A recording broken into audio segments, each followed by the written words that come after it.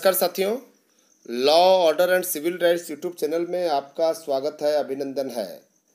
दोस्तों, आज 3 मार्च 2019 और सुबह 10 बजे जो छत्तीसगढ़ मुख्य नगर पालिका अधिकारी क और ख पद के लिए जो आप तैयारी कर रहे हैं, यानी कि आप मुख्य नगर पालिका अधिकारी बनने के इच्छुक हैं और आप दिन रात मेहनत कर रहे हैं और आपके लिए सबसे बड़ी समस्या है विधि से संबंधित विषयों का अध्ययन।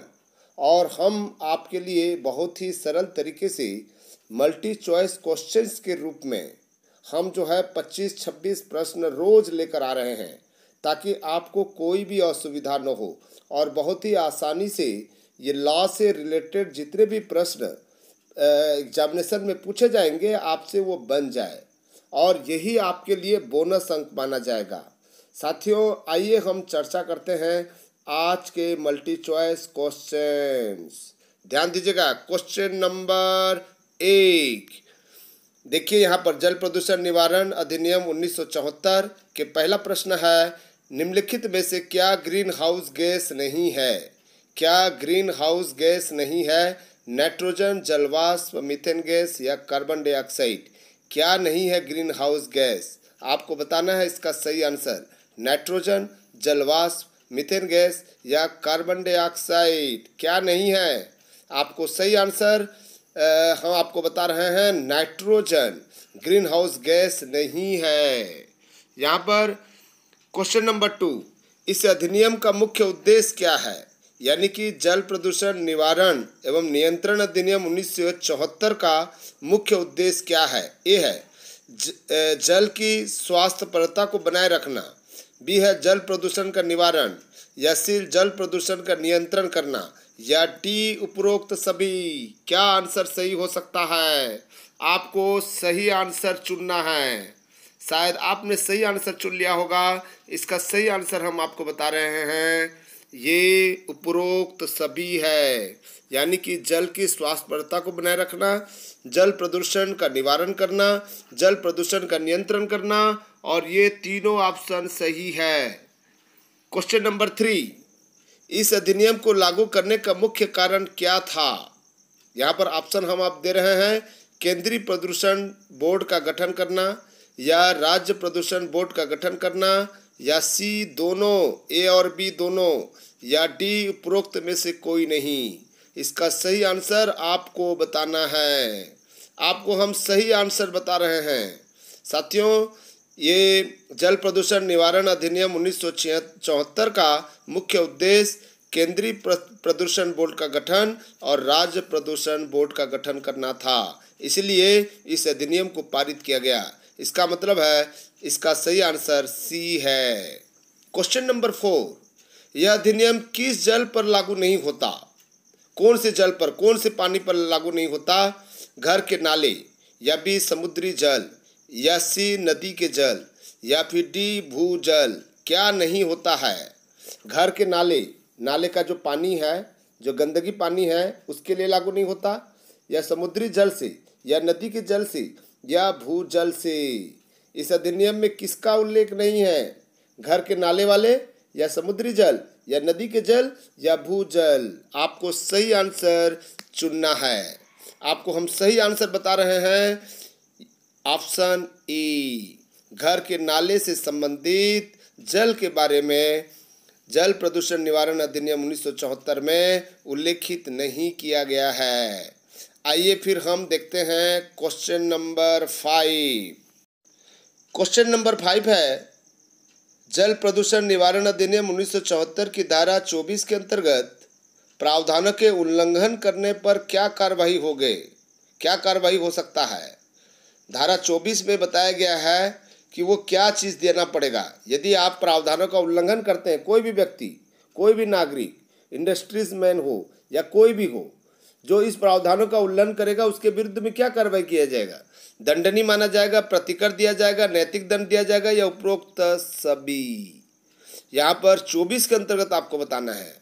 तो ये इसका सही ऑप्शन है, प्रतिकर या नैतिक दंड। या दंडनीय? कौन सा ऑप्शन सही है? इसका सही ऑप्शन ए दंडनीय होगा। यदि प्रावधानों का उल्लंघन करेगा उसके विरुद्ध दंडनीय अपराध के रूप में जो है पनिश किया जाएगा। क्वेश्चन नंबर 6, उद्योग स्थापित करने के पूर्व कहाँ से अनुमति लेना अनिवार्य है? कहाँ से अनुमति लेना पड़ता है उद्योग स्थापित करने के पहले? केंद्रीय प्रदूषण बोर्ड या भी राज्य प्रदूषण बोर्ड या दोनों या राज्य सरकार से? कहाँ से लेना पड़ता है? इसका सही आंसर आपको बताना है। ये मोस्ट इंपॉर्टेंट क्वेश्चन है, इसको अंडरलाइन बना लीजिए, इसको नोट कर लीजिए, याद रखिएगा। यहाँ पर कोई भी उद्योग स्थापित करने के पूर्व राज्य प्रदूषण बोर्ड से अनुमति लेना अनिवार्य है, यानी कि बी ऑप्शन सही है। क्वेश्चन नंबर 7, उद्योग में अवशिष्ट पदार्थों के लिए क्या लगाना जरूरी है? उद्योग में अवशिष्ट पदार्थों के लिए क्या लगाना जरूरी है? जल शोधन संयंत्र या जल निकासी या दोनों, या फिर उद्योग लगाने के लिए आपको एक तालाब की व्यवस्था करना है? क्या करना है? आपका सही ऑप्शन आपने चुन लिया होगा।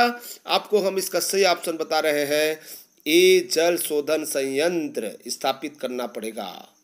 क्वेश्चन नंबर 8, राज्य बोर्ड का दायित्व है कि सभी सहमति आदेशों को एक रजिस्टर में दर्ज करे, उसे सार्वजनिक करे या उसे गुप्त रखे या उपरोक्त सभी? कौन सा ऑप्शन सही है 8वां प्रश्न का? सही ऑप्शन आपको बताना है। सही ऑप्शन हम आपको सही ऑप्शन बता रहे हैं कि राज्य बोर्ड का दायित्व है कि सभी सहमति आदेशों को एक रजिस्टर में दर्ज करे। एक रजिस्टर में सबसे पहला काम है दर्ज करना है। आइए क्वेश्चन नंबर 9 देखते हैं। बोर्ड के संबंध में जनता का क्या अधिकार है? बोर्ड के संबंध में जनता का क्या अधिकार है? वो आरटीआई लगाए यानी कि राइट टू इन्फॉर्मेशन लगाए, रजिस्टर को दिखाए या पूछताछ करे या उपरोक्त सभी? सही ऑप्शन आपको बताना है। सही ऑप्शन क्या है? इसका सही ऑप्शन है, जनता को ये अधिकार है कि वो रजिस्टर को देखे। ये है ऑप्शन ए सही है। दोस्तों अब हम क्वेश्चन नंबर 10 देखते हैं। भारतीय दंड संहिता की धारा 277 में क्या प्रावधानित है? जल प्रदूषण से संबंधित अपराध, वायु प्रदूषण से संबंधित अपराध, जांच संबंधी बात या जन जागरूकता करने की बात? कौन सा ऑप्शन सही है क्वेश्चन नंबर 10 का? भारतीय दंड संहिता की धारा 277 में क्या प्रावधानित है? जल प्रदूषण करने पर दंडनीय होगा, वायु प्रदूषण करने पर दंडनीय होगा, या जांच करने की शक्ति होगी, या जनता को जन जागरूक करना है? क्या प्रावधान दिया है 277 में? याद रखिएगा, इसका सही आंसर जो है जल प्रदूषण से संबंधित है। जल प्रदूषण करने पर दंडनीय बनाया गया है। ध्यान रखिएगा। क्वेश्चन नंबर 11, राज्य बोर्ड प्रदूषक को कितने दिन का नोटिस दे सकता है? यदि वो प्रदूषक जो है कोई उल्लंघन करता है तो राज्य बोर्ड जो है प्रदूषक को कितने दिन का नोटिस दे सकता है? यानी कि उपस्थित होने के लिए या उसको एंट्री करने के लिए, कहीं भी कोई भी कार्रवाई करने के लिए। ए है 20 दिन, बी है 30 दिन, सी है 45 दिन और डी है 50 दिन। क्या सही है इसका 11 का? शायद आपने आंसर चुन लिया है। हम आपको बता रहे हैं 11 का सही ऑप्शन है बी 30 डेज। 30 दिन के अंदर में उनको जो है नोटिस देगा। क्वेश्चन नंबर 12, राज्य प्रदूषण बोर्ड का गठन कौन करता है? राज्य प्रदूषण बोर्ड का गठन कौन करता है? केंद्रीय बोर्ड, भारत सरकार, राज्य सरकार या डी राष्ट्रपति? इसी तरह का प्रश्न पूछे जाने की संभावना है। इस तरह की सामग्री कोई अभी तक उपलब्ध नहीं करा पाया है यूट्यूब में, हम आपके लिए उपलब्ध करा रहे हैं। ध्यान रखिएगा, इसका जो गठन है राज्य सरकार द्वारा किया जाता है। क्वेश्चन नंबर 13, राज्य बोर्ड के अध्यक्ष एवं सदस्यों की नियुक्ति कौन करता है? मुख्यमंत्री, राज्यपाल या मुख्य सचिव या राज्य सरकार? कौन करता है इसकी नियुक्ति? राज्य बोर्ड के जो है अध्यक्ष और सदस्यों की नियुक्ति कौन करता है? ध्यान रखिएगा, इसका सही आंसर जो है डी राज्य सरकार है। राज्य सरकार नियुक्ति देगा। क्वेश्चन नंबर 14, राज्य बोर्ड के अध्यक्ष को होना चाहिए पूर्णकालिक होना चाहिए, अंशकालीन होना चाहिए, या फिर पूर्णकालिक और अंशकालिक दोनों में से कोई, या डी उपरोक्त में से कोई नहीं। इसका सही आंसर बताइए। ये मोस्ट इंपॉर्टेंट है 14 नंबर क्वेश्चन। राज्य बोर्ड के अध्यक्ष को क्या होना चाहिए, ये पूछ रहा है आपसे। पूर्णकालिक, अंशकालिक, या पूर्णकालिक भी चलेगा या अंशकालिक भी चलेगा, उपरोक्त में से कोई नहीं। ध्यान रखिएगा, इसका सही ऑप्शन सी है, दोनों में से कोई भी हो सकता है। साथियों, आइए हम क्वेश्चन नंबर 15 देखते हैं। यानी कि राज्य बोर्ड के सचिव को क्या होना चाहिए। जैसे हमने कहा कि अध्यक्ष के लिए क्या नियम है, तो हम कह रहे हैं कि सचिव के लिए क्या नियम है। पूर्णकालिक, अंशकालिक दोनों या उपरोक्त में से कोई नहीं, क्या होनी चाहिए। हमने 14 नंबर का क्वेश्चन हमने बताया है कि अध्यक्ष को पूर्णकालिक या अंशकालिक दोनों में से कोई भी हो सकता है, लेकिन राज्य बोर्ड के सचिव को क्या होना चाहिए। ध्यान रखिएगा, इसका सही आंसर है ए, पूर्णकालिक होना चाहिए। पूर्णकालिक होना चाहिए और पर्यावरण से जुड़ा हुआ वो विशेषज्ञ होना चाहिए। उसी व्यक्ति को जो है सचिव नियुक्त किया जाता है। क्वेश्चन नंबर 16, केंद्रीय या राज्य बोर्ड के सदस्यों का कार्यकाल कितना होता है। सदस्यों का कार्यकाल, अध्यक्ष भी इसमें सम्मिलित है, इसका कार्यकाल कितना होता है। 5 वर्ष, 4 वर्ष, 6 वर्ष या 3 वर्ष, कितने वर्ष का होता है, ये मोस्ट इंपॉर्टेंट है। ध्यान रखिएगा, अभी तक के जितने भी आयोग कमीशन में हम समझते थे 5 वर्ष का होता है, लेकिन नहीं, यहाँ पर केंद्रीय या राज्य बोर्ड के सदस्यों का कार्यकाल जो है केवल 3 वर्ष का होता है, यानी कि डी सही आंसर है। क्वेश्चन नंबर 17, केंद्रीय या राज्य बोर्ड के सदस्यों को कौन हटा सकता है।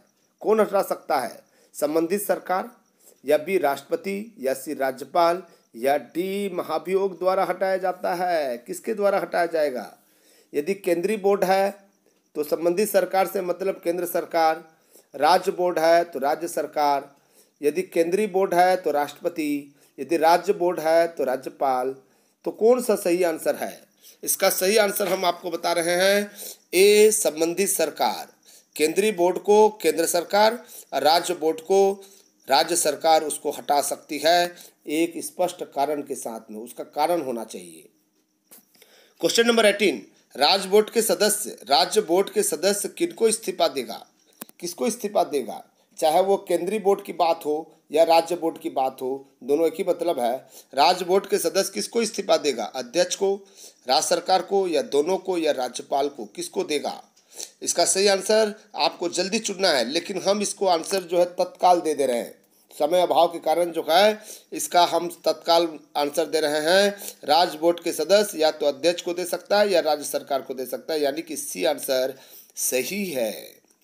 क्वेश्चन नंबर 19, राज्य बोर्ड के सदस्य कब स्वयं बर्खास्त हो जाएगा। कब बर्खास्त हो जाएगा, जब वो बीमार हो जाएगा, या जब 3 बार लगातार उपस्थित नहीं होता है, या सी लापरवाही करने पर, या उपरोक्त सभी। क्या आंसर सही होना चाहिए। ध्यान रखिएगा कि इसका सही आंसर क्या होना चाहिए, आपको बताना है क्या आंसर होनी चाहिए। आप जल्दी से बताइए, इसका सही आंसर जो है सही आंसर आपको बताना है। दोस्तों, हम आपको बता रहे हैं जब वो 3 बार निरंतर उपस्थित नहीं होता है तो वह स्वयं बर्खास्त हो जाएगा। इसके लिए और कोई आधार बिंदु नहीं है। आइए हम क्वेश्चन नंबर 20 को देखते हैं। जो शेष बच गए हैं उस क्वेश्चन को देखते हैं। क्वेश्चन नंबर 20, बोर्ड की बैठक कब होना जरूरी है, यानी कि कब होगा। 3 माह में 1 बार होना नितांत जरूरी है, या वर्ष में 2 बार होना नितांत जरूरी है, या वर्ष में 1 बार होना नितांत जरूरी है, या 2 वर्ष में 1 बार होना नितांत जरूरी है। इसका सही आंसर क्या है। ध्यान रखिएगा, ये दूसरे बोर्ड की तरह ये नहीं है। ये 3 माह में कम से कम 1 बैठक होना जरूरी है, ये ऑप्शन सही है। क्वेश्चन नंबर 21, बोर्ड का सदस्य कितने बार नामांकित हो सकता है। बोर्ड का सदस्य कितने बार नामांकित हो सकता है, 2 बार, 1 बार, 3 बार या कई बार। कितने बार हो सकता है, उसमें अध्यक्ष और सदस्य दोनों आते हैं। बोर्ड का सदस्य कितने बार नामांकित हो सकता है, 2 बार, 1 बार, 3 बार या कई बार। इसका सही ऑप्शन हम आपको बता रहे हैं डी, कई बार हो सकता है। इसमें कोई एज की पाबंदी नहीं है या उसके लिए टर्म की कोई रिस्ट्रिक्शन नहीं है। तो क्वेश्चन नंबर 22 देखते हैं। बोर्ड द्वारा गठित समिति में सदस्य कौन हो सकते हैं। देखिए, एक बोर्ड के द्वारा भी जो है समिति का गठन किया जाता है, तो उसमें सदस्य कौन कौन हो सकते हैं? बोर्ड के सदस्य ही समिति के सदस्य होंगे, या सदस्य से भिन्न कोई अन्य व्यक्ति होंगे, या इसका कोई विशेषज्ञ होंगे, या सभी होंगे? क्या आंसर सही है? जो बोर्ड द्वारा जो समिति गठित की जाएगी उसके भी सदस्य कौन होंगे? याद रखिएगा, इसका सही आंसर जो है बोर्ड के सदस्य भी हो सकता है, सदस्य से भिन्न व्यक्ति भी हो सकता है, विशेषज्ञ भी हो सकता है। इसका मतलब है डी, सभी। सभी इनमें से सभी जो है इस पर लागू होगा। डी आंसर सही है। क्वेश्चन नंबर 23, संयुक्त बोर्ड में सदस्य कौन हो सकते हैं? संयुक्त बोर्ड में सदस्य कौन हो सकते हैं? ए है 2 या 2 से अधिक राज्य, या केंद्र और राज्य, या समीपस्थ राज्य, या डी सभी। ध्यान रखिएगा, संयुक्त बोर्ड भी गठित किया जा सकता है, एक राज्य के बोर्ड को दूसरे राज्य के बोर्ड को संयुक्त करके, यानी कि 2 या 2 से अधिक राज्य मिल सकते हैं, केंद्र और राज्य के बीच में भी हो सकता है, और समीपस्थ राज्यों के बीच में हो सकता है। इसका मतलब है कि डी ऑप्शन सही है। दोस्तों लास्ट क्वेश्चन है, लास्ट क्वेश्चन 24, बोर्ड की निधि किसकी होती है? बोर्ड की अपने खुद की, चाहे वो केंद्रीय बोर्ड की या राज्य बोर्ड की हो, दोनों के पास में कोष होती है, जिसको हम लोग बोर्ड की निधि कोष के नाम से जानते हैं। दोस्तों इसका सही ऑप्शन है ए, आंसर सही है। दोस्तों ये थी 24 मोस्ट इम्पॉर्टेंट क्वेश्चंस। कभी समय मिलेगा तो और भी एक्सप्लेन कर देंगे। और ये 24 क्वेश्चंस को जो है नोट्स बना लीजिए, 2-3-4 बार जो है उसको पढ़िए, उसके बाद में मनन चिंतन कीजिए। और आपको ठीक लगे हमारे नोट्स तो ज़रूर कमेंट्स बॉक्स में लिखिएगा, लाइक कर दीजिएगा, ज़्यादा से ज़्यादा शेयर कीजिएगा, ताकि अन्य लोगों को भी इसका फ़ायदा हो सके और आप एक बेहतर स्थिति में पहुंच सकें और कोई भी एग्जामिनेशन दें। या एग्जामिनेशन में सफल होना नहीं होना वो अलग मुद्दा है, लेकिन जनरल नॉलेज या सामान्य ज्ञान की जानकारी आपको होनी चाहिए। इसलिए साथियों, हमारे जो चैनल के सबसे फेमस प्रोग्राम है, एक तो 10 बजे सुबह अभी हम सीएमओ के लिए ले रहे हैं, 12:30 बजे करंट अफेयर्स का 20 मोस्ट इम्पॉर्टेंट क्वेश्चंस का हम यहाँ पर लाइव के रूप में लेते हैं, और लास्ट में जो है रात के 8 बजे वीजीसी नेट के लिए जो है हम लाइव क्लास लेते हैं। ये तीनों कार्यक्रम आपके लिए उपयोगी साबित हो, इसलिए आपको ज़रूरी रूप से उसमें पार्टिसिपेट करना चाहिए, उसमें भाग लेना चाहिए। थैंक यू दोस्तों, धन्यवाद। आप सुखद भविष्य की कामना करते हैं। थैंक यू, नमस्कार, धन्यवाद, जय हिंद।